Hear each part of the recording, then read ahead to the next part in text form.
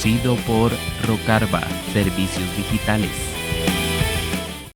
Buenas exasperados y bienvenidos a esta edición de Halloween o Día de las Mascaradas, como lo celebramos acá en Costa Rica. Yo soy Roger Carvajal y les presento a mi compañera que hoy solo me acompaña ella, estamos solos ella y yo, Nati. Hola, ¿todo bien? Vamos al intro que preparé enfocado a esta temática y nos vemos a la vuelta para desarrollar el tema de las leyendas ticas y a ver qué más tenemos por ahí de sorpresas. Pura vida.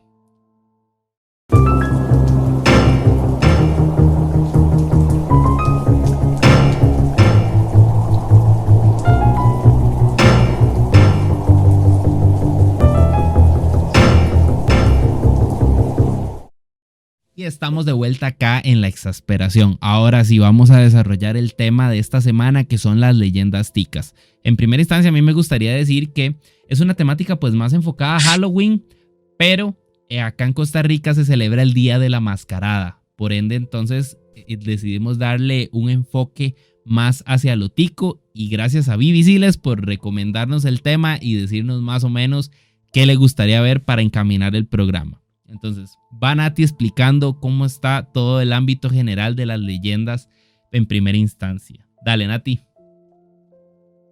Gracias. Bueno, para empezar con un poquito de teoría, sé que es un poco aburrido, pero para contextualizarnos. Primero, vamos a hacer una diferencia entre un mito y una leyenda. Generalmente se confunde y se dice, cuando me cuentan esto, ay, no, eso es un mito, no le haga caso. Bueno, un mito va a ser un relato falso con sentido oculto, va a ser una narración o un discurso, algo así, que refiere a un relato que tiene una explicación o simbología muy profunda para la cultura en la cual se presenta. Puede tener una explicación divina, una existencia, y también va a depender mucho de la civilización. Por otro lado, tenemos las leyendas, que es en lo que nos vamos a enfocar el día de hoy. Las leyendas van a ser narraciones orales o escritas en prosa. Las podemos encontrar en los libros nacionales o también en las historias que nos cuentan los abuelitos y las familias. Entonces, van a ser de apariencia como misteriosa, como algo que no creemos, algo muy falso, pero tiene ciertos elementos que son reales o que uno dice, uy, sí, mira, puede ser verdad. Ahora bien, ¿por qué estas leyendas son importantes? ¿O cuál es su origen? ¿Qué pasa? Casi siempre van a venir de una historia de algo que le pasó a alguien y, qué sé yo, por ejemplo, un hombre que fue infiel a su esposa, entonces le aparece un espíritu de una mujer para castigarlo por lo que hizo. La mayoría vienen de algo así, de alguna tragedia, de una pérdida de un hijo, una muerte o asesinatos también. Y se van manteniendo en el tiempo gracias a estas historias que los abuelos nos cuentan, que cuando llegamos a un pueblo o a visitar, qué sé yo, por ejemplo, el puente de piedra de Grecia, que tal vez lo hablamos un poco más adelante, pero que nos dicen, uy, ¿usted sabe la historia de este puente? Bueno, lo que pasó es que hace tanto tiempo y ya nos cuentan toda la historia.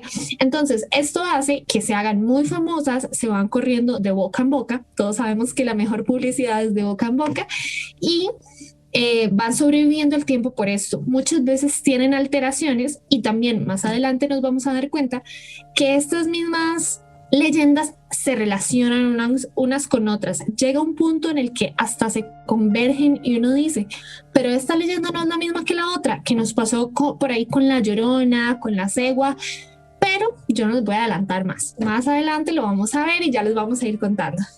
Ajá. Como lo decía Nati, pues se trasladan de generación en generación mediante el boca en boca. Esto implica muchas cosas. Una misma leyenda no siempre va a ser igual y parte de muchas raíces y parte, como decía Nati, también de sucesos que pueden o no haber pasado en la vida real. Ahora, ¿qué pasa? Al darse esa comunicación de boca en boca, cada una de las leyendas va generando ramas y se va ramificando en distintas versiones. Por ende, el boca en boca va a contribuir a crear versiones con detalles distintos, con cosas nuevas, con modificaciones e inclusive para ir adaptándolo a la época en la que se fue comentando.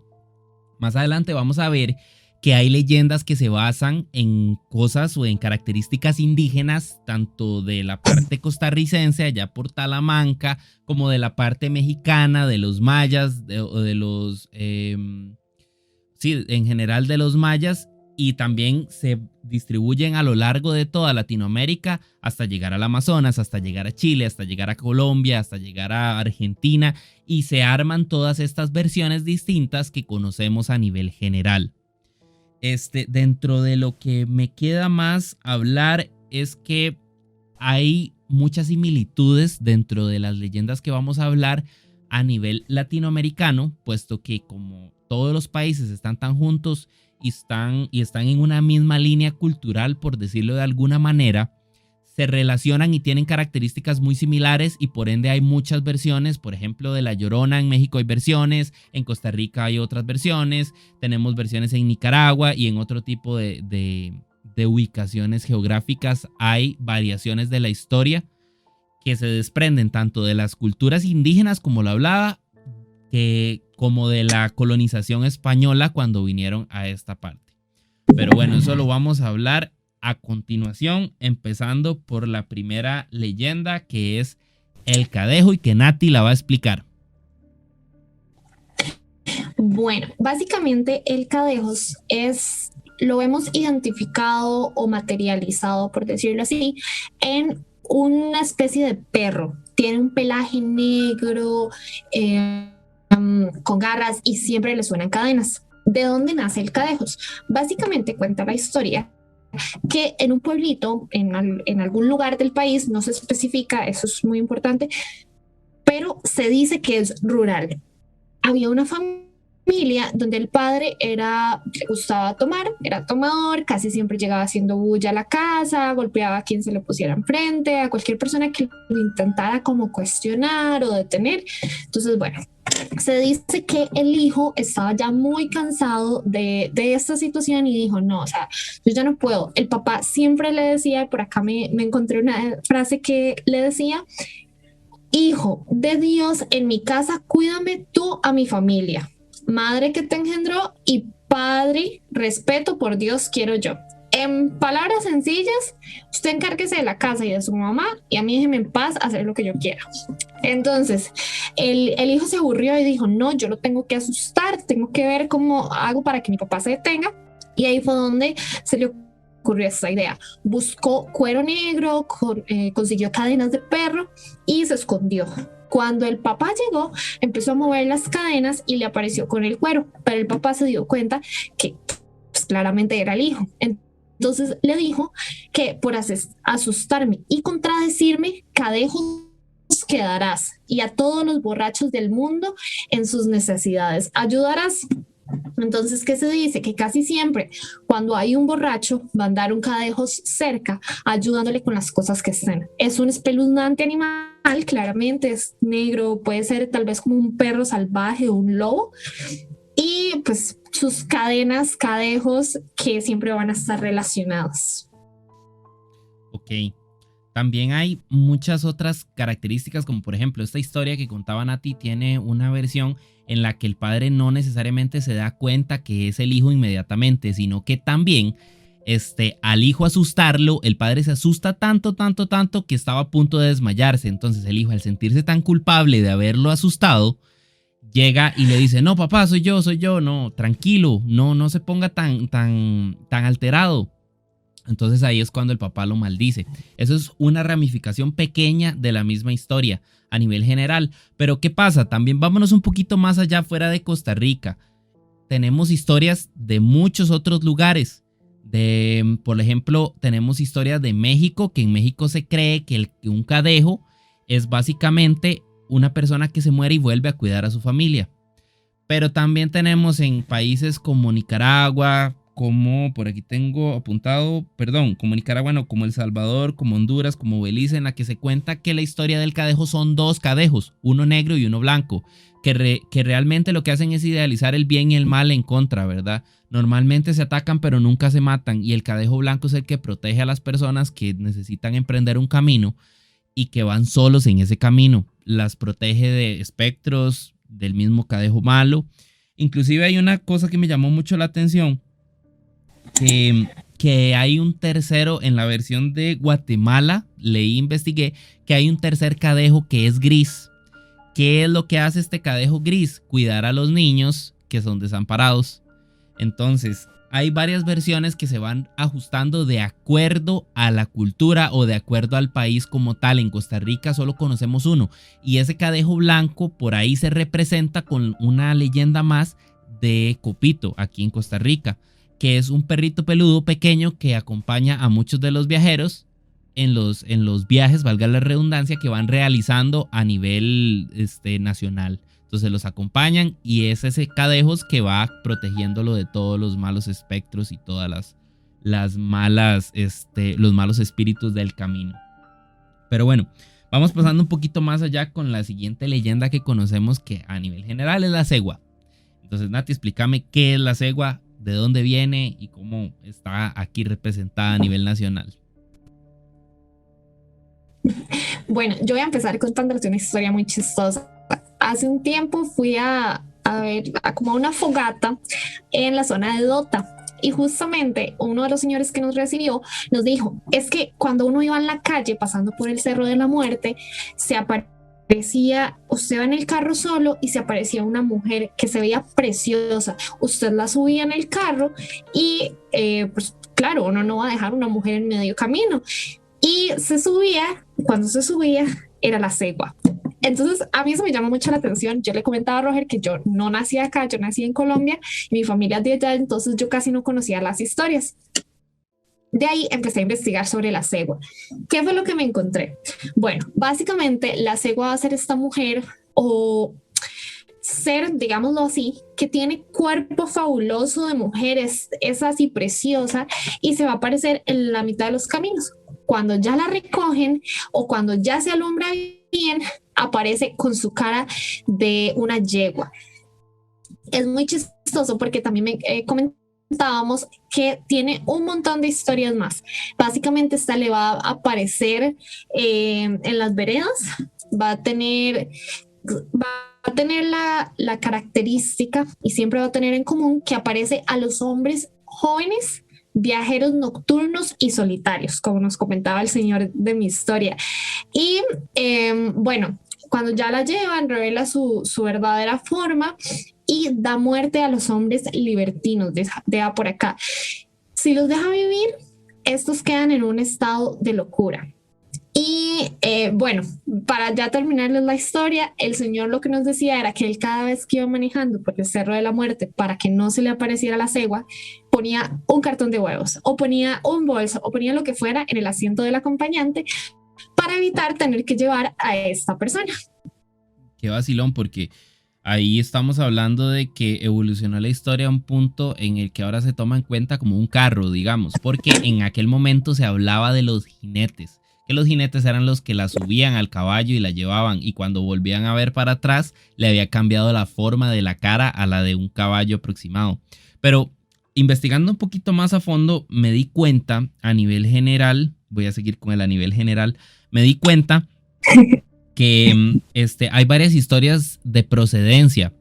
Hay una historia que básicamente tiene el mismo inicio que la otra que me encontré, que es que era una mujer muy hermosa que dicen por ahí dentro de donde investigué que era de Cartago. Yo no sé, pero muchas de las leyendas que me encontré son de Cartago. Es vacilón y ahorita más adelante lo vamos a ver. Pero dicen que era de Cartago, era muy hermosa y estaba harta de ser pobre y humillaba siempre a la mamá, al papá y siempre los trataba muy mal. Entonces pasa que una vez la conoce uno de estos hombres acaudalados con mucho dinero, la invita a un baile y entonces ella le dice a los papás que va a ir al baile y no la dejan. Entonces la mamá le dice, no, usted no va a ir, de aquí no sale, y ella se enoja y la empieza a insultar, y no solamente la empieza a insultar, sino que también le trata de pegar. A la hora de levantarle la mano, donde le levanta la mano, de la sombra sale otra mano y le agarra la mano y le dice, quedarás maldita por el resto del tiempo y atraerás a los hombres con tu cuerpo y tu belleza, pero al ver tu cara, ellos correrán. Entonces, básicamente de ahí sale la leyenda. Otra leyenda también dice, una variante de la leyenda, que ella fue al baile, no pasó todo esto de la mano y eso, sino que fue al baile y se aprovechó de ella el hombre que la invitó.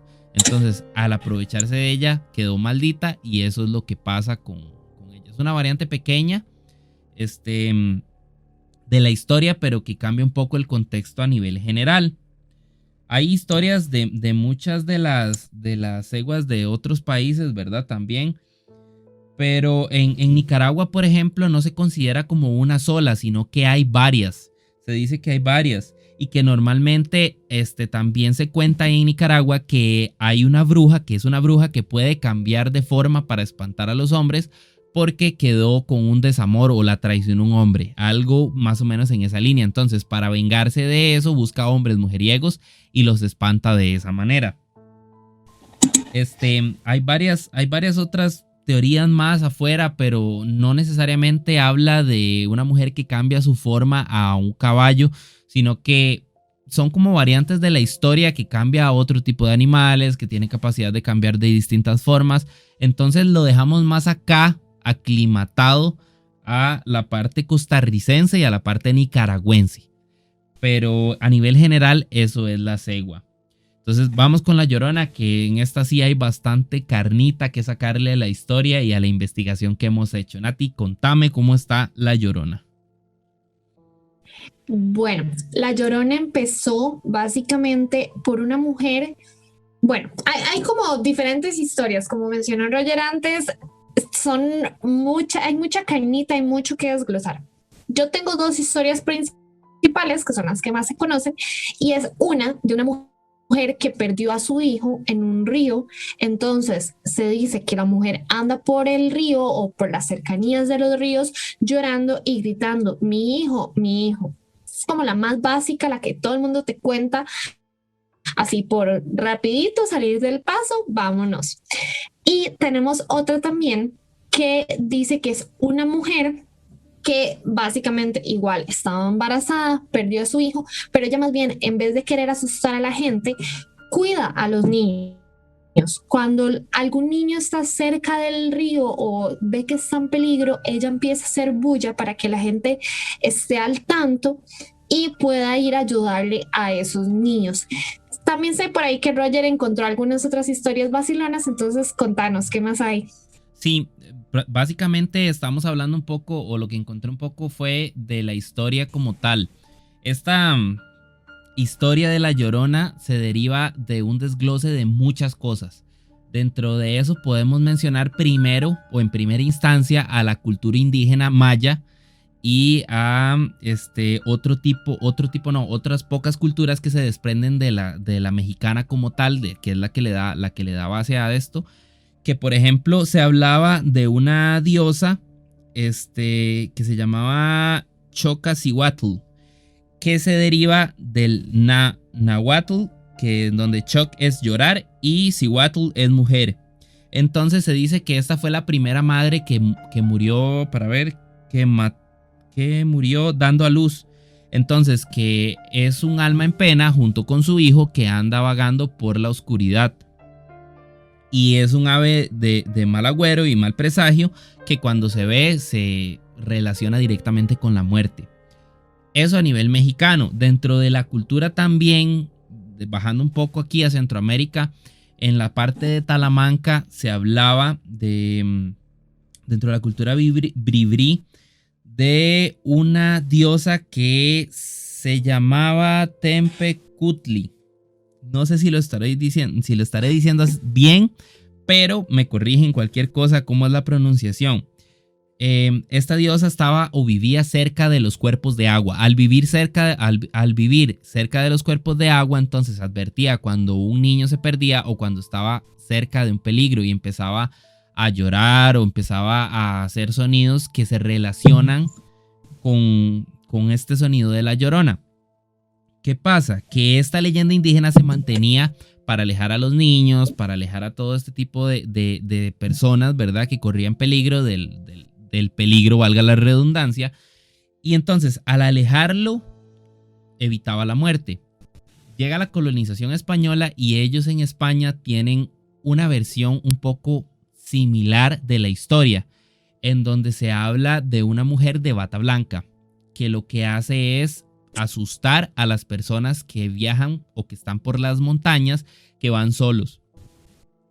Al venir los colonizadores se mezclan estas dos y dan como resultado la leyenda que conocemos nosotros, en donde la Llorona la relacionamos que vive en un río o que vive cerca de un río porque está buscando al hijo que ella ahogó, en teoría. Lo ahogó ella por un desamor, porque el padre del hijo no quiso hacerse cargo, como en muchos casos de antes, y al no hacerse cargo, entonces ella decidió ahogar al hijo, pero se siente muy arrepentida. Al sentirse muy arrepentida, ella se tira al agua para tratar de buscarlo y muere también. Entonces, por eso es que se dice que vive cerca de un cuerpo de agua y se relaciona la imagen de la mujer de bata blanca, de ojos hinchados de llorar, con pelo negro, de la leyenda española, que es de la mujer de la bata blanca. Entonces, es una mezcla de ambos. Pero hay una cosa que a mí me llamó mucho la atención, que es que por aquí me encontré un dato que, bueno, aparte de que en otras culturas, por ejemplo en la colombiana, no sé si vos, Nati, que sos colombiana, sabías, pero hay una que se llama la Madremonte, que es muy similar en cuanto a un relato. ¿Vos conoces algo de ese relato, Nati?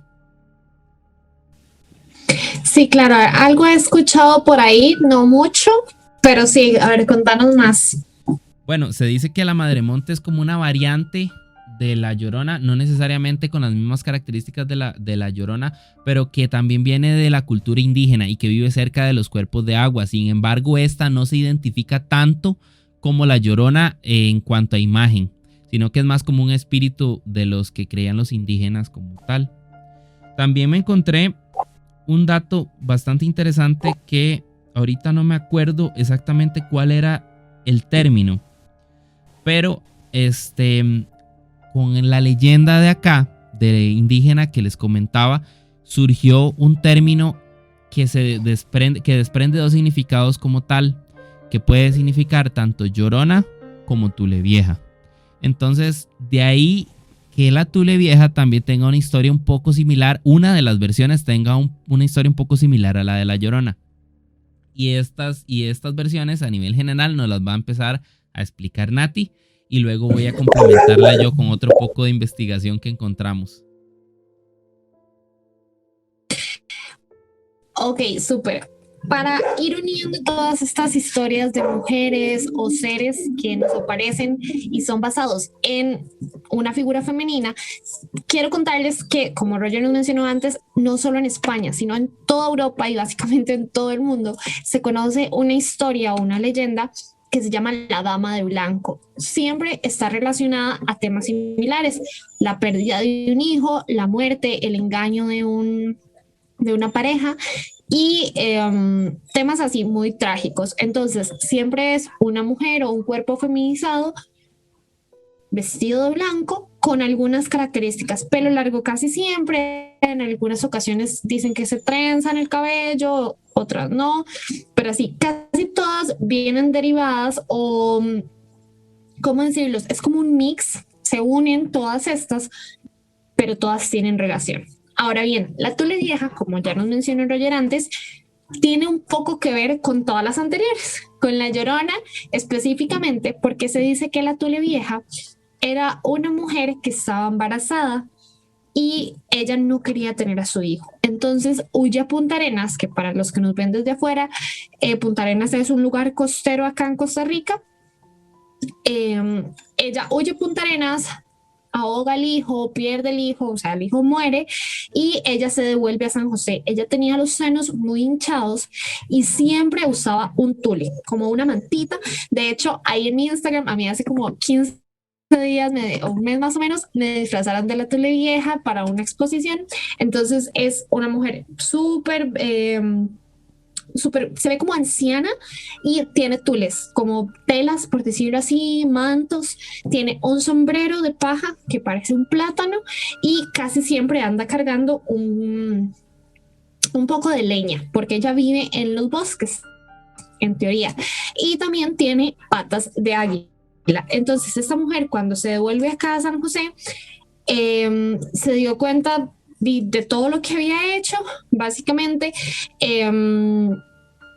Ya cuando muere, ella vuelve, igual por la culpa, todo esto, y se dice que ella, hay como dos versiones. Una es que por los senos hinchados que ella tenía de cuando estaba embarazada, engaña a los hombres, se ve preciosa, súper despampanante, y baila, va con los hombres, baila con ellos, y ya cuando los hombres caen en su trampa, ella se muestra como es, una vieja, pues vieja por su aspecto, ¿verdad? Y los mata, básicamente. Y la otra, que se dice, que es lo que nosotros decíamos para el día que me vistieron a mí, es que la Tule Vieja le aparece a los hombres infieles. Entonces, cuando un hombre es infiel, la Tule Vieja va a ir por ellos, los va a engañar, va a bailar con ellos, como el hombre es infiel, claramente se va a ir, y pues ahí bailan. En su pecho se dice que habitaban un hormiguero y son popas, no desconozco cómo se llamará en otro lugar, pero las son popas acá las conocemos como unas hormigas grandotas. Se parecen mucho a las hormigas culonas de Colombia, y son rojitas. Casi siempre una picadura de son popa va a doler un montón porque son de las más grandes que hay. Entonces, estas hormigas se van, anestesian al hombre que cayó, y posteriormente la Tule Vieja alza vuelo para comérselo. Entonces, un dato interesante también que me comentaron cuando estaba vestida es que se dice que la Tule Vieja come excremento. Entonces, pues sí, esa es básicamente la historia principal de la Tule Vieja, y que es muy relacionada con la Llorona debido a que ella ahoga a su hijo en un río.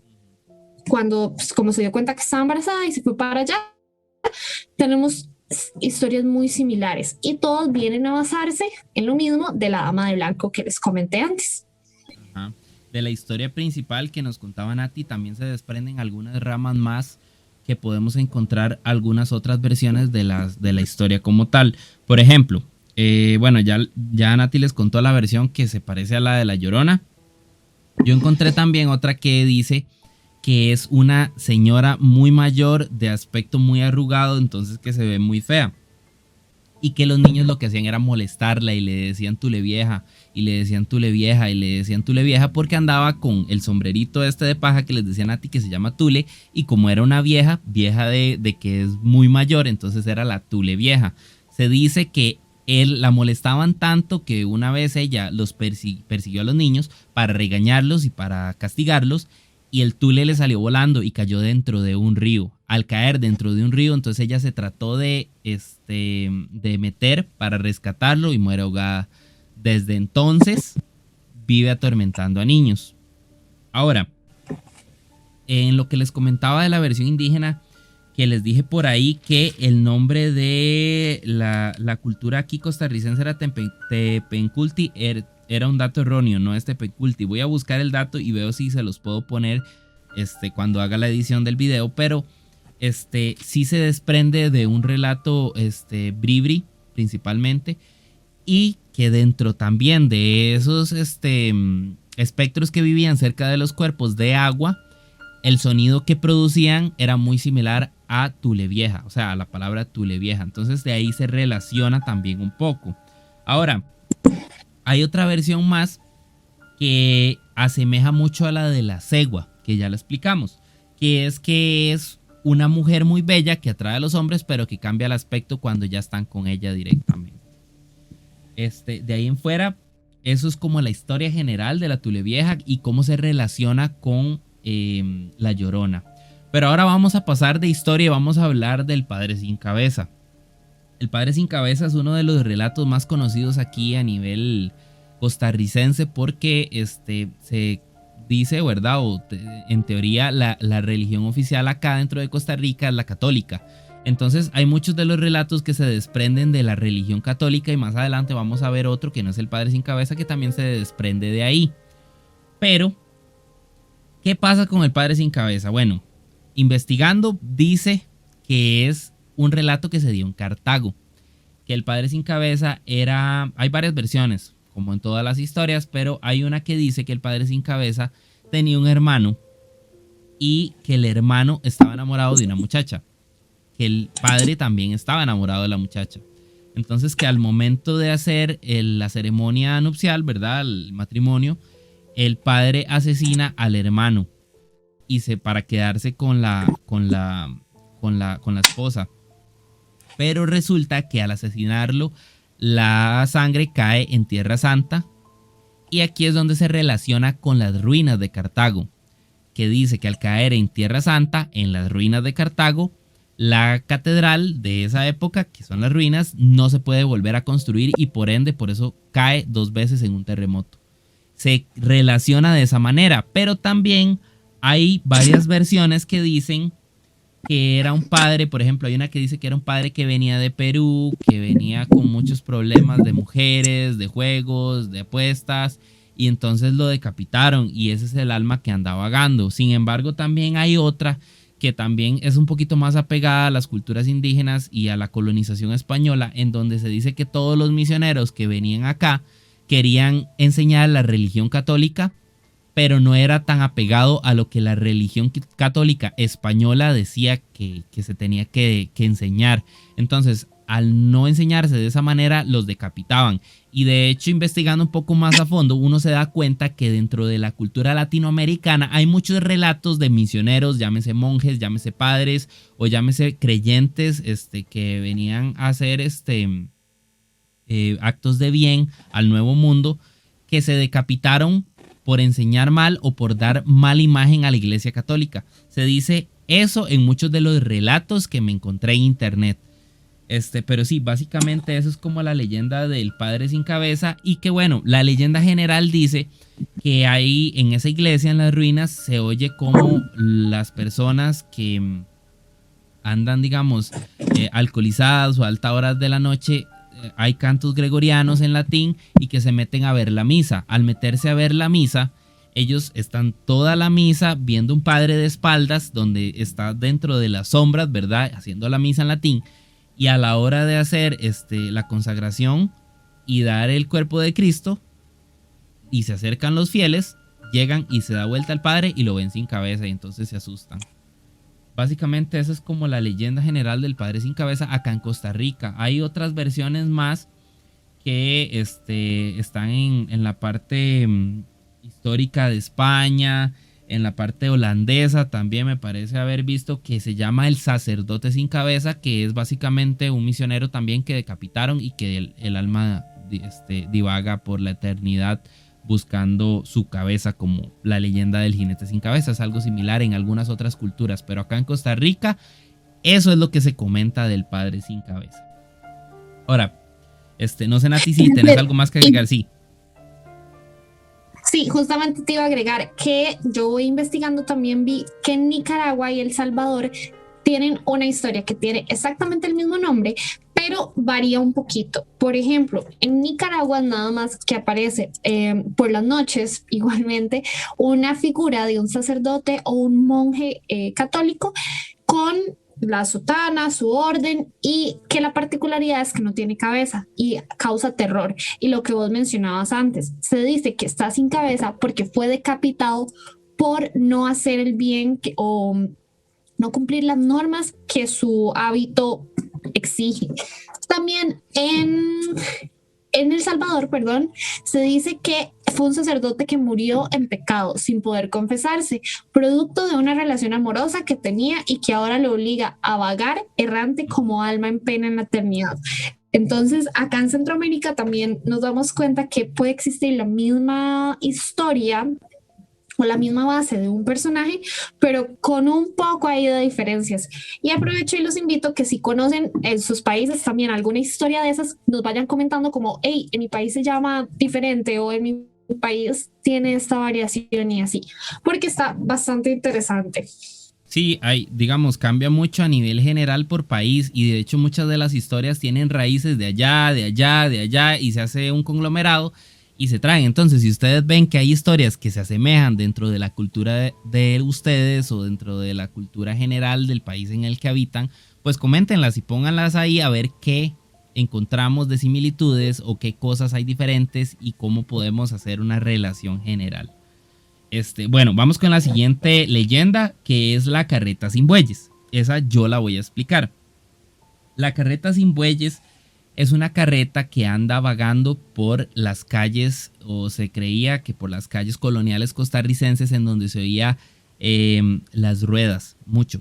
Para los que no conocen exactamente qué es una carreta, es un símbolo típico costarricense en donde normalmente se transportaba el café, se transportaba banano, se transportaba leña y que era remolcada por bueyes.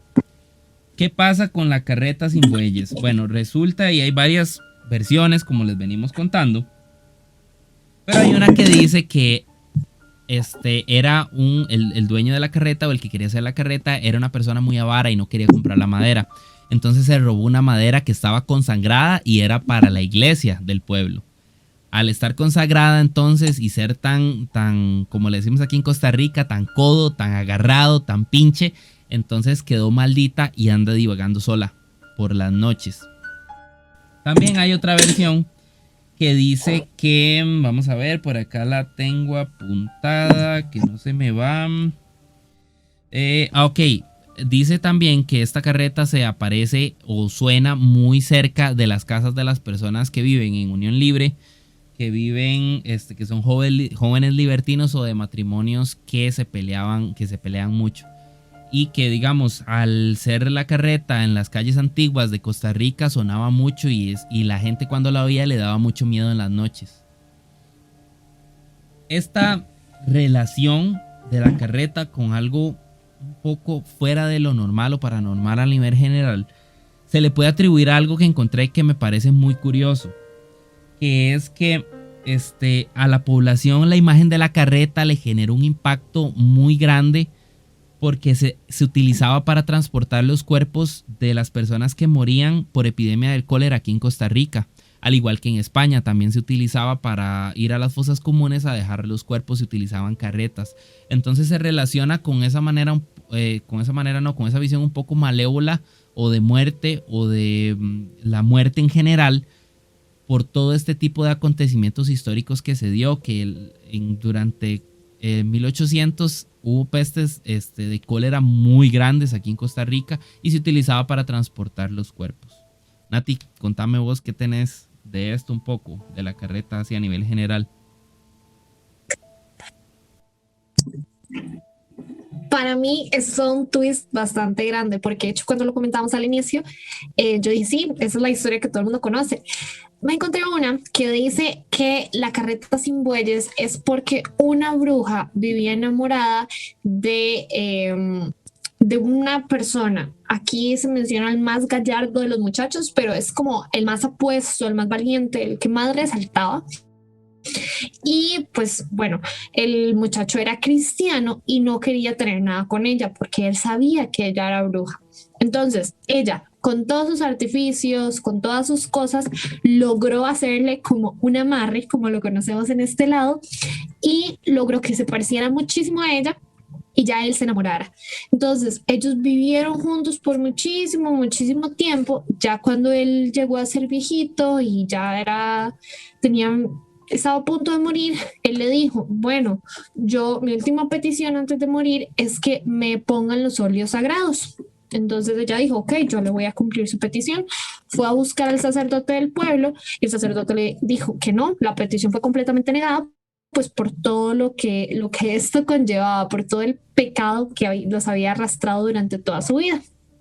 Entonces la bruja dijo, por las buenas o por las malas, a como pudo, metió el cadáver en la caja, en la carreta con los bueyes y se fue corriendo a la iglesia.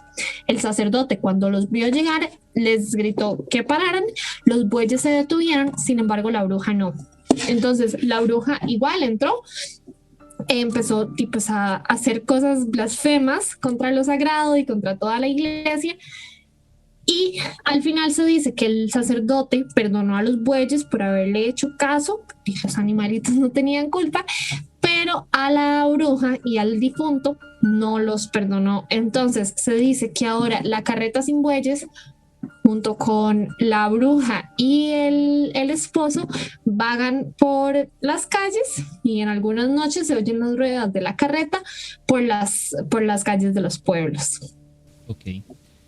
Sí, bueno, esta también se desprende de digamos, del pueblo o el normal costarricense de antaño, ¿verdad? Que era campesino, y también de la religión católica. Entonces ya uno va viendo cómo hay relación en la cultura de esa época, en todas las historias y todo.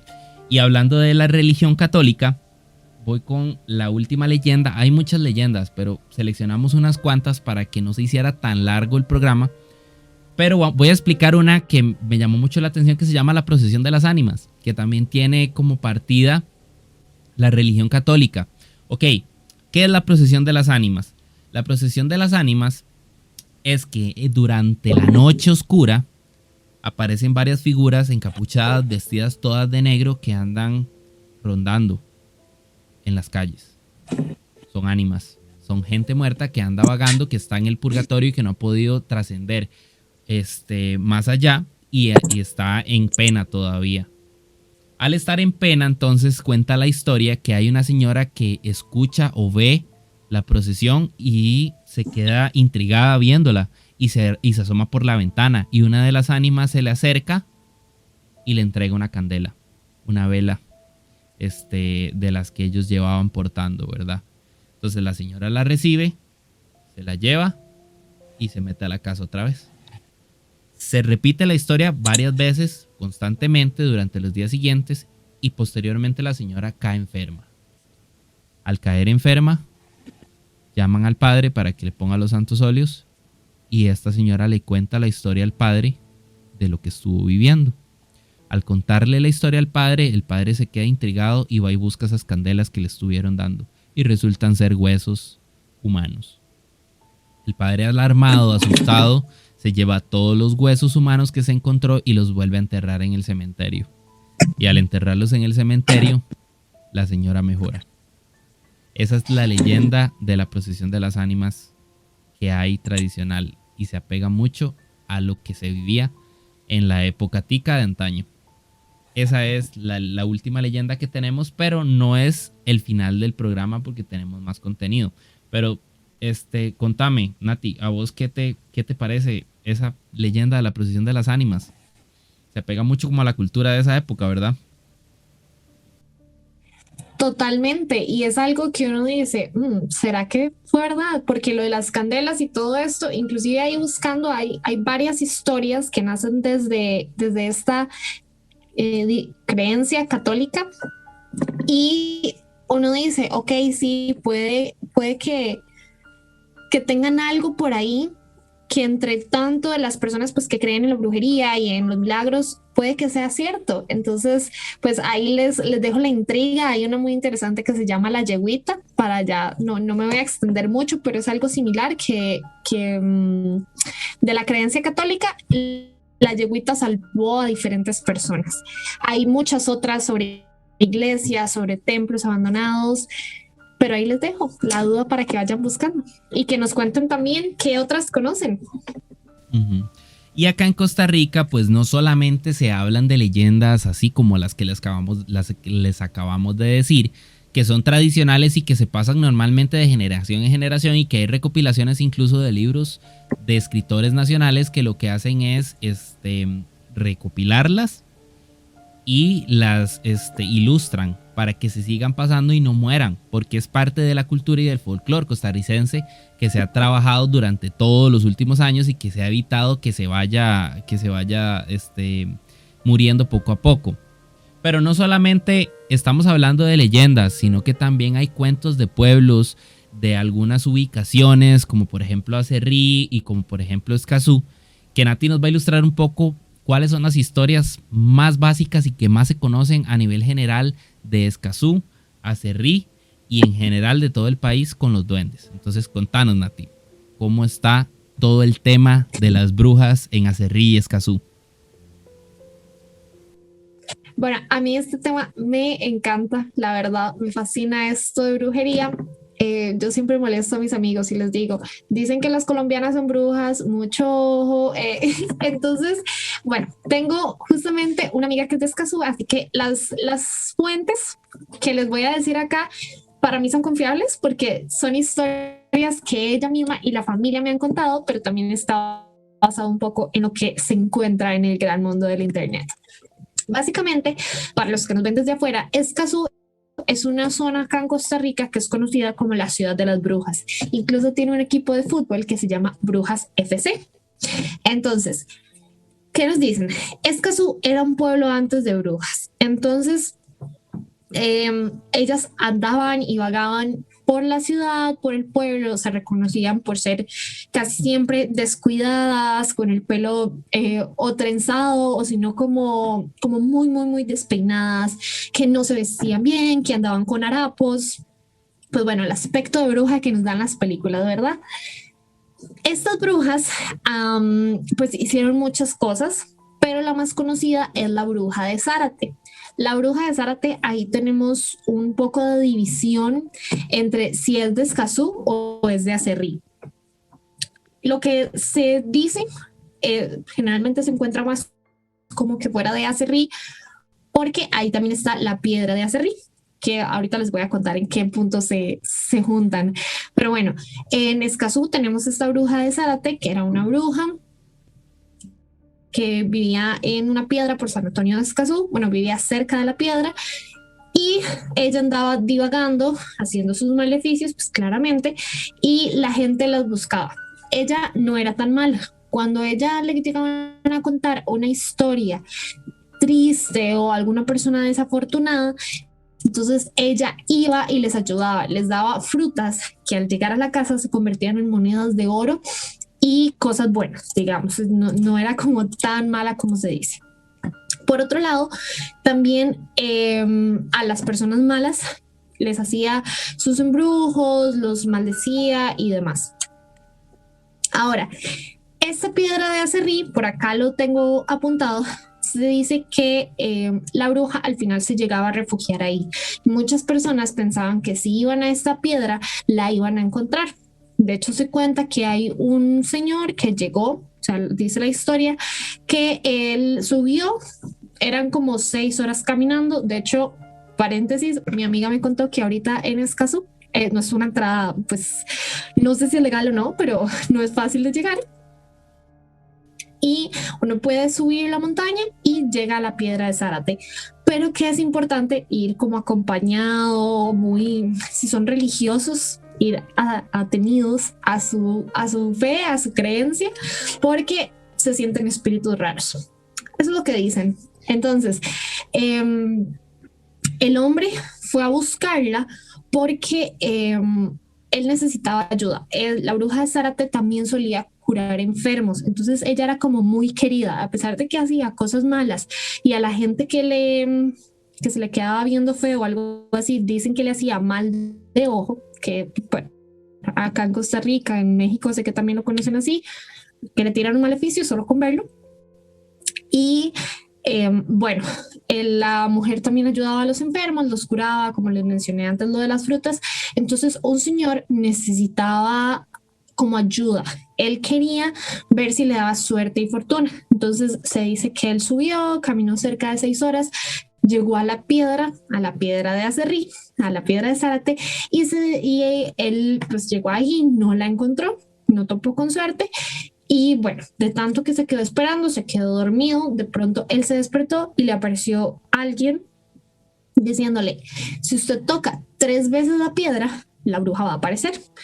Entonces, bueno, el señor lo intentó, dijo, bueno, está bien, voy a darle. Y al final lo buscó en vano. Seguía buscando, él seguía buscando fortuna, pero al final quería como un amor. Entonces, la historia da muchas vueltas, muchas vueltas. Al final, el señor despertó, ya era medianoche, se golpeó, cuando se despertó como muy atontado también, y al mismo tiempo repitió palabras que en teoría le habían dicho unas palomas, que era, igual, sígale dando 3 golpes a la piedra para poder hablar con la bruja. Al final, el señor bajó, llegó como atontado al centro de la ciudad, tomó café, cigarrillos y pues se dirigió con amabilidad. Después, eso nos une. Bueno, esta es la misma historia, básicamente, nada más que se discute si es Aserrí o Escazú. Si nos ponemos a ver geográficamente hablando, se dice que la montaña es como la misma. Yo la verdad no conozco mucho esa zona, sé que Escazú sí colinda con Alajuelita y por ahí se puede unir en cierta parte, pero se dice que es la misma montaña. Entonces como que las historias se comparten, que la misma montaña es de las dos partes. Y la piedra de Aserrín básicamente es como algo muy reconocido. Aserrí es un pueblo que está como a 20 kilómetros de San José, si no me equivoco, acá cerquita de mi casa. Y las personas suben allá. Igual era un lugar que fue gobernado por españoles. Y cuando las personas se acercaban a ese lugar, aparecían los ojos negros o sobresalían los ojos negros de una mujer misteriosa llamada Zárate. Era bajita, gordita, tenía una mirada como fiera y que sabía que era maliciosa y pues bueno, se mantenía siempre su cabello oscuro con trenzas y ella rondaba por ese lado. Esa es como la historia base. Las dos se unen en una sola, a veces las conocemos diferentes. Ahora, para ir terminando este tema de las brujas y poder pasar a los duendes, mi amiga me cuenta, y aquí les voy a contar unas historias muy chistosas. Dila, si estás viendo esto, muchas gracias por ilustrarme. Y bueno, dice que en Escazú, en realidad, para ellos sí existen las brujas. Y yo la verdad sí lo creo. Yo he visto noticias incluso de gente Colombia, Venezuela, Ecuador, México, que tenemos historias de brujas, gente haciendo brujería. Yo creo que los espíritus del bien y del mal salen, entonces ahí se los dejo a ustedes, criterio propio. Pero en Escazú se dice que sí existen y que incluso usted las notaba porque eran personas con mirada muy oscura. Que es una mirada muy oscura, que usted siempre los ve así como malos, que usted no se les acerca y dice, mejor me mantengo lejos porque no se ve como muy amable que digamos. Siempre andaban despeinadas, desarregladas, encorvadas casi siempre, andaban ahí como en su mundo, no se socializaban mucho. Y bueno, se dice que estas brujas hicieron todo tipo de cosas, amarres, tiraban maldiciones a familias. Si usted se metía o les hacía mala cara alguna o las despreciaba, era lo peor que usted podía hacer, era tenerse de fijo alguna maldición de estas mujeres. Y bueno, es importante decirlo. Cuando se dice que para que uno se pudiera quitar las maldiciones, tenía que hacer diferentes tipos de rituales, bañarse con ruda, usar la ropa interior al revés, usar la ropa en general al revés, sacar cosas como por ejemplo la historia que nos contó Roger de la señora que tenía que en vez de candelas eran huesos, sacar todo eso de la casa, botar o quemar las cosas. Inclusive se dice que hay cosas que si te las regalaba la bruja, quemarlo, destruirlo, cualquier cosa era imposible porque ya eso tenía su energía negativa. Entonces, bueno, esa es básicamente la historia de las brujas. Estoy 100% segura que en todos los países hay historias de brujas. Acá Escazú es el más conocido. Inclusive hay un restaurante súper conocido que se llama La Posada de las Brujas y uno entra y su decoración son esculturas de brujitas. Y pues sí, básicamente eso con las brujas. Por otro lado, tenemos a los duendes. Estos seres son seres chiquititos con barba. Se dice, hay dos bandos, unos que dicen que se vestían súper llamativos, con colores brillantes, con ropas súper bonitas, y hay otros que dicen que no, que más bien son greñudos ahí como del bosque y siempre andan sucios. ¿Qué es lo que pasa con los duendes? Los duendes son seres muy juguetones, les encantan las cosas lúdicas, entonces a los niños les encanta. Todos hemos escuchado a la mamá decir, cuidado, se lo llevan los duendes. A mí no me lo decían porque pues, nosotros no lo usábamos así, pero sí escuché como mis compañeros de la escuela se lo decían, se lo van a llevar los duendes, se lo van a llevar los duendes, no haga eso porque se lo van a llevar los duendes. Entonces, bueno, los duendes eran seres chiquititos que aprovechaban el juego y cuando se enviciaban, por decirlo así, o se enfocaban en una familia, eran capaces de hacer cosas malísimas. O sea, les echaban cochinadas en la comida. Cochinadas me refiero a excremento, a cenizas. Les tiraban, les quebraban los platos, les hacían bromas de súper mal gusto. Y se dice también que a los niños que les hacían caso y que de verdad se iban a jugar con ellos, desaparecían. Nunca más se volvían a ver los niños. Entonces, los duendes son seres que aparecen generalmente en la noche, como todos son conocidos, pero también aparecen de día. Ellos no tienen un horario específico. Y pues sí, con todo esto lúdico, como que amarran a las personas, los atraen, y entre su mismo juego es que hacen las maldades. Ellos no lo hacen como cualquiera que nada más llega y se le aparece, sino que ellos jugando. Entonces van y te quiebran los platos, o van y hacen bullas y se empiezan a reír. Entonces también se dice que hay lugares en los que uno a ciertas horas, pasando por ciertos lugares, usted encuentra o oye las risas de los duendes. Entonces usted va por ahí y suenan mi risa cero de duende, ¿verdad? Perdón ahí. Pero sí, el punto es que esos seres chiquitines son súper malignos. Sí, a nivel general pues hay muchos relatos de duendes. De hecho, por aquí, yo soy de Zapote, por aquí cerca hay un parque que se le dice el duende porque se cree o se tiene la creencia de que aparecen duendes y se llevan a los chiquitos, y como es un parque infantil pues se los llevan con más facilidad. Pero bueno, con esto vamos a un corte comercial pequeñito y a la vuelta venimos a desarrollar otras historias más que tenemos de manera rápida para concluir con el programa de esta semana. Entonces nos vemos a la vuelta con más historias de Costa Rica en cuanto a cosas paranormales y leyendas urbanas. Pura vida. Electroplaza, una nueva opción para adquirir tus productos tecnológicos. Ofrecemos una amplia gama de productos para el hogar y oficina. Además de nuestra nueva línea gaming que ofrece todo lo que necesitas para ganar tus partidas. Nuestra tienda física está ubicada en Zapote, del Banco de Costa Rica, 200 metros oeste y 50 metros al sur. Y si no querés salir de tu casa, podés adquirir cualquiera de nuestros productos al ingresar al sitio web www.electroplazacr.com y uno de nuestros colaboradores te entregará tu compra en la puerta de tu casa. Electroplaza CR, tu ruta de compras y diversión a un clic. Y estamos de vuelta acá en la Exasperación Semanal con el último bloque y contando unas cuantas de las historias que hay aquí a nivel costarricense de espíritus y fantasmas. Bueno, hablamos de leyendas, hablamos de brujas, de historias de los pueblos. ¿Qué nos falta hablar? De fantasmas y lugares embrujados acá a nivel costarricense. Bueno, hay muchas historias que hablan de fantasmas, hay muchas historias que hablan de lugares embrujados, como ya decía, el Puente de Piedra de Grecia y otro tipo de cosas, pero hay varias cosas que resaltan dentro de lo que se ha ido acumulando con el pasar de los años en cuanto a cosas paranormales que pasan en Costa Rica. En primera instancia, a mí me gustaría comentar un poco la historia de la monja del vaso.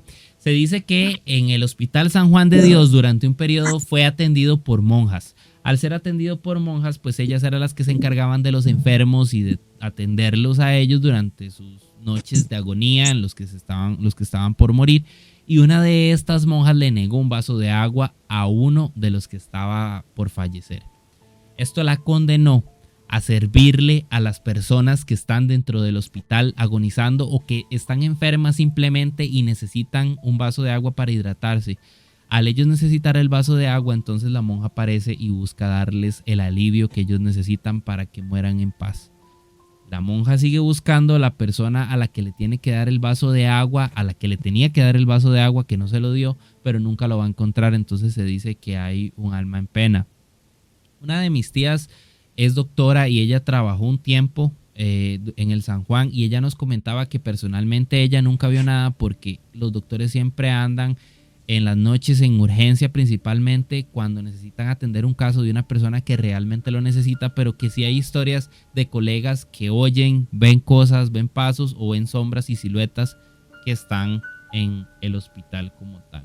Hay otra historia también que se comenta un poco, que de hecho Nati me dijo que se encontró una versión de otro país muy similar, que es la pasajera fantasma, que resulta que los taxistas que andan en las noches haciendo sus rondas, ¿verdad? Buscando viajes para poder llevar dinero a su casa, se encuentran una mujer que les hace la señal de parada, ella se sube al taxi y le pide al chofer que la lleve a un destino específico que está muy cerca de un cementerio. Al montarse, bueno, pues van charlando, van llevando la conversación normal y el viaje se va dando de manera normal, y cuando se acercan al cementerio ella le dice, bueno, aquí está bien. Se baja y le dice, bueno, vaya a esa casa y en esa casa le van a pagar la cuenta. Y el taxista se queda como, ¿en serio? Pero qué cosa más rara. La mujer se baja del taxi, se va, se mete al cementerio y desaparece. Entonces el taxista, intrigado, va y toca la puerta de la casa y dice, me pasó esto y me dijeron que cobrara aquí el viaje. Y la gente de la casa le dice, no, pero aquí no vive nadie.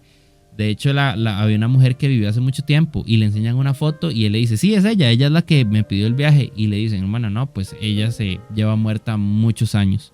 ¿En dónde fue que encontraste una versión similar, Nati? En Colombia, en Perú y me parece que en México también. Ok. Sí, y se repite mucho. De hecho, es algo que se repite mucho dentro de muchas de las historias de miedo que hay, en donde hay una mujer que llega y se desaparece y le dicen, bueno, pues aquí vivía hace mucho tiempo y se murió hace tantos años. Pero bueno, eso me pareció interesante compartirlo. Pero ahora vamos entrando un poquito a sitios embrujados y otro tipo de lugares que se dice que hay actividad paranormal. Empezamos con el Sanatorio Durán. Contanos la historia del Sanatorio Durán, Nati. Bueno, básicamente el Sanatorio Durán es un lugar acá en Costa Rica que queda ubicado en Cartago. Es una zona muy fría que se dice que a los pacientes de tuberculosis les funcionaba perfectamente el clima, inclusive pacientes de otros países venían acá a hospedarse. Es muy similar al del San Juan de Dios, que también lo cuidaban monjas y sacerdotes. El sanatorio estaba dividido como en dos salas, los hombres y las mujeres. Y bueno, el sanatorio se dice que está embrujado. Ahorita es un lugar que está abierto al público, uno puede ir a ver. Tienen algunas zonas cerradas, pero también es por el mismo deterioro que ha tenido. Se dice que aparecen las monjas, que aparecen enfermeras, que incluso hay una historia, cuando yo fui me contaron que hay un pasillo en el que como que un hombre y una mujer se enamoraron en el hospital, como no se podían cambiar de ala, se encontraban en el pasillo y una enfermera los agarraba. Entonces siempre aparece la enfermera del Sanatorio Durán.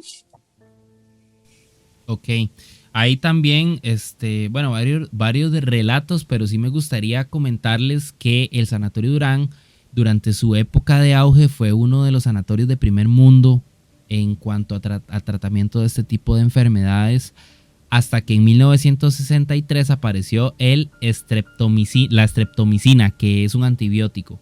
Apareció y ya el funcionamiento del sanatorio pues dejó de dar resultados, porque ya había una forma de tratar la enfermedad como tal, entonces decidieron cerrarlo. Pasó mucho tiempo en abandono, en deterioro, y luego se tomó por atracción turística. Y se dice que a partir de que empezaron a frecuentarlo personas para visitarlo, empezaron a suceder cosas paranormales, empezaron a suceder apariciones de pacientes, como decía Nati, de monjas, de algunas de las enfermeras. Y no solamente eso, sino que también, al ser tan famoso esto, yo no sé si ustedes conocen o qué tanto siguen el tema paranormal, pero hay un programa estadounidense que se llama Ghost Hunters, que tienen la idea o el concepto del programa es normalmente ir a buscar dentro de lugares que están embrujados actividad paranormal.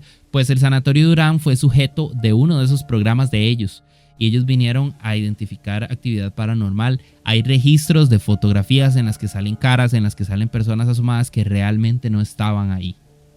Entonces se puede decir que es una de las atracciones turísticas para las personas que buscan este tipo de experiencias paranormales, más visitada a nivel costarricense, y es muy famosa a nivel tanto nacional como a nivel mundial. Se busca mucho.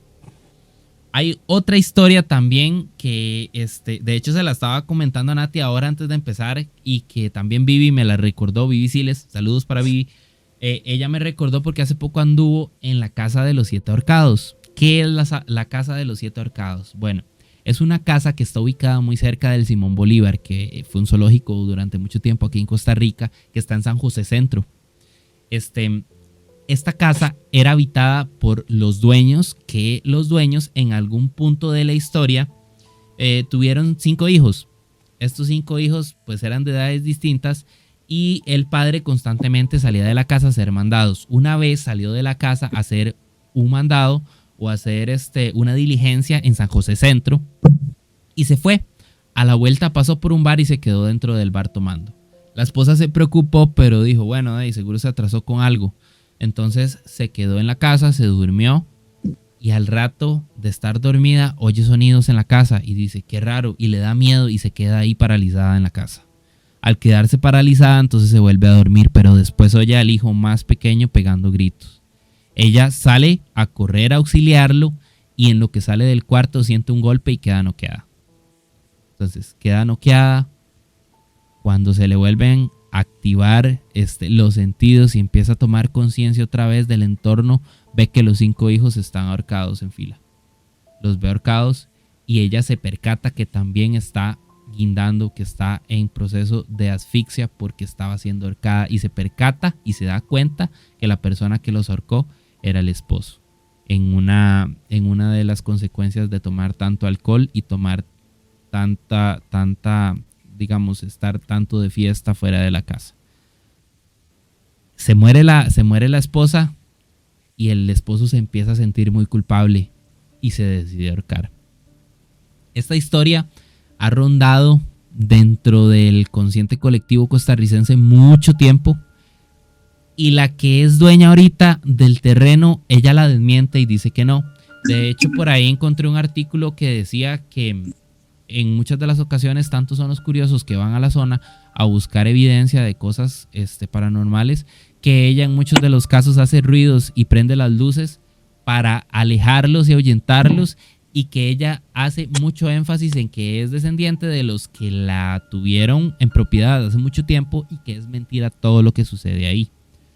En Barrio Montt también, y eso es algo que le comentaba a Nati al puro principio, yo estudié en el TEC, en el Instituto Tecnológico de Costa Rica, que es una de las universidades más prestigiosas a nivel nacional y también a nivel latinoamericano y centroamericano, y hay investigaciones muy, muy, muy, muy importantes de muchos temas.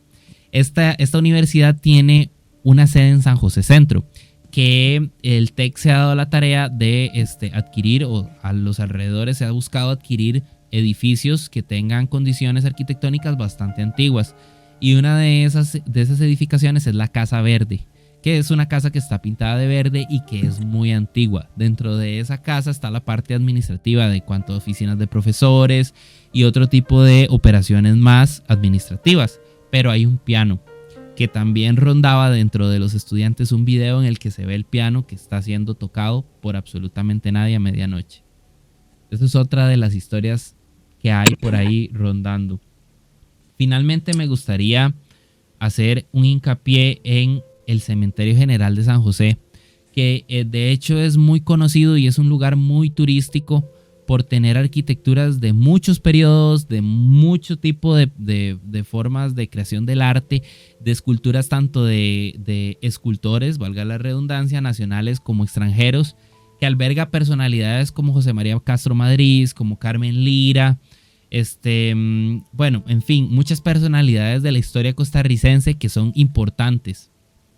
Pero también se dice que los cuidadores de este cementerio han encontrado o han visto muchas de las ánimas que viven ahí y que viven rondando. Básicamente esos son como historias y lugares que se consideran embrujados aquí a nivel nacional y que tienen mucha importancia dentro de la historia y dentro del entorno popular costarricense. Pero bueno, vamos concluyendo con todo lo que hemos hablado hoy. Y hay una cosa que discutíamos Nati y yo a la hora de hacer la investigación, que vimos que hay muchas cosas que se relacionan principalmente en las leyendas costarricenses con otras culturas. encontramos relación con la cultura católica, con la cultura también centroamericana, de colonial, con la indígena, y que pues se prestan para hacer una unificación de teorías. Entonces, yo no sé vos qué pensás, Nati, pero yo creo que todo parte de un mismo punto de cultura indígena que se fue deteriorando con el boca en boca y que también se fue deteriorando con la llegada de la colonización española, ¿verdad? Que buscaban pues imponer un poco sus creencias y culturas religiosas, de convivencia, etcétera, etcétera, para unificar, ¿verdad? Toda la cultura costarricense, bueno, costarricense no, latinoamericana, con la de ellos. ¿Vos qué pensás de todo lo que hemos encontrado en similitudes y en cosas que se parecen entre sí? Totalmente de acuerdo. En realidad me parece que todo viene de los indígenas. Los indígenas creían mucho en dioses y siempre donde hay dioses hay espíritus malignos. Y casi siempre esos espíritus malignos vienen a castigar a personas que hacen algún mal. Muertes, asesinatos, pérdidas de algo, borrachos, lujuriosos, etcétera, etcétera. Entonces, la verdad, yo estoy full de acuerdo que es un mix, es una combinación bastante curiosa, tanto de cosas que nos trajeron los conquistadores, como de cosas que ya teníamos propias de la cultura. Como le mencionaba ahora Roger al inicio, es que en México habían muchísimas historias que yo ni siquiera puedo pronunciar el nombre. O sea, terminan en TL todas y son cosas muy relacionadas. Entonces, son culturas muy ricas que nos vienen a dejar cosas y que yo al final creo que sí pudieran, tal vez no existir de la misma forma, tal vez se fue malversando el relato durante el pasar de los años, pero bueno, el de las brujas, ahí como les comenté, me encanta, sí, full creo en que existen espíritus buenos, espíritus malos, en que hay países que creen muchísimo en la brujería, y pues bueno, brujería y cosas paranormales nos da para hacer como 10 programas más. Hay muchísimo que sacar de esto, no solo costarricense, sino a nivel latinoamericano, que esto acá es súper, súper fuerte. Entonces, la verdad, a mí me encanta este tema y pues bueno, encontramos muchas similitudes. Los invito a ustedes a que nos cuenten historias, cómo se llaman sus países. Si hay una que la historia se les hizo similar pero se llama diferente, coméntenos ahí. Hay una cosa también que me llama la atención ya para terminar, que es que muchas de estas historias dentro de la investigación y lo que leíamos estaba como hecha para asustar y para ahuyentar a las personas de que anduviera en fiestas, de que anduviera cerca de ríos solos los niños, como para los hombres mujeriegos y también para todo este tipo de cosas. Y se desprende mucho también, como lo decíamos, de relatos religiosos o de la cultura indígena en general.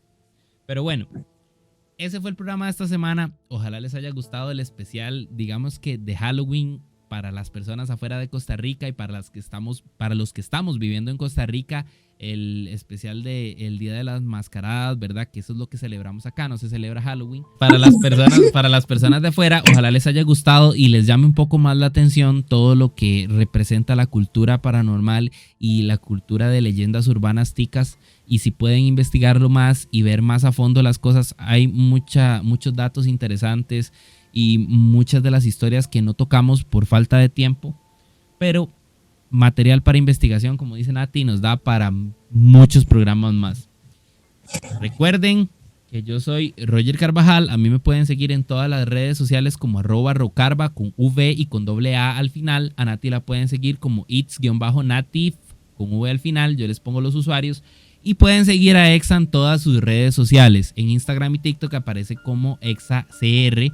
En Facebook, YouTube y Twitter aparecen como ExaFM Costa Rica. Y también está el Twitch, que ahí hacemos constantemente streamings de LOL, de fútbol, de FIFA. Yo hago Fortnite, para que se den una vuelta y vean el contenido general. Y si no, que nos digan en los comentarios qué les gustaría también ver dentro de todo ese tipo de streamings que hacemos. Pueden encontrarlo como ExaFM 1027. Y nada, pues les dejamos ahí el programa para que lo vean, lo investiguen más a fondo y ojalá les haya gustado. Nos vemos la próxima semana con un programa más, empezando el mes de la conspiración. Hasta luego. Chao.